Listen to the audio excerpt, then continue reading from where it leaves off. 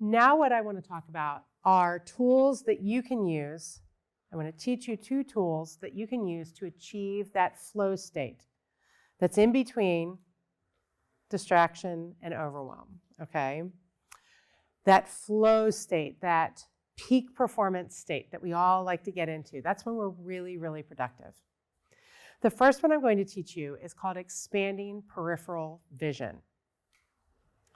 And expanding peripheral vision is a great way of recognizing that we're not the only person on the planet, and it helps us get us out of ourselves. It takes us from seeing the tree into seeing the forest, okay? Which is what we want to do in this regard, to be able to calm ourselves down. So what I'd like you to do is pick a point on the wall across from you and defocus your eyes. Stare at that point and just defocus a little bit. And I want you to think about something that causes you a little bit of stress or anxiety, makes it difficult for you to focus. Have you got it? Just nod your head gently when you've got it, yeah? And now I want you to imagine that instead of seeing the field of vision through your defocused eyes, it's as if you expand your peripheral vision out to 45-degree angle on each side. And you really keep your head still, but you're taking in and noticing everything happening in your whole field of vision.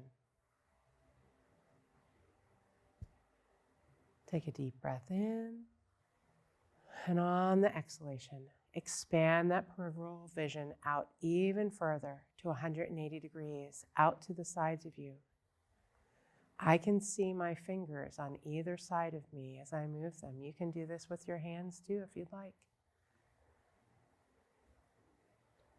Seeing everything in that field of vision while your head remains focused forward.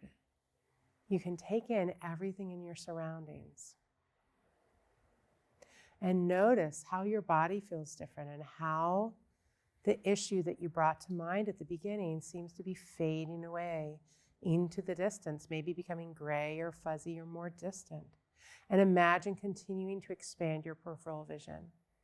I keep my head steady and still, and yet I can see back almost around 270 degrees here, still seeing my fingers in my peripheral vision.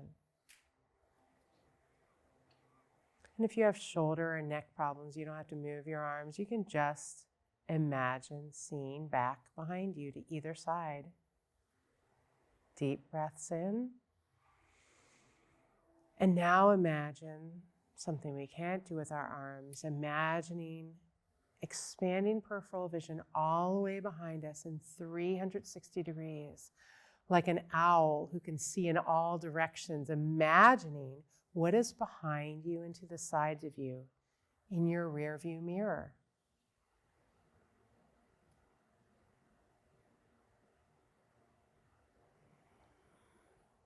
And feel how different this feels in your body.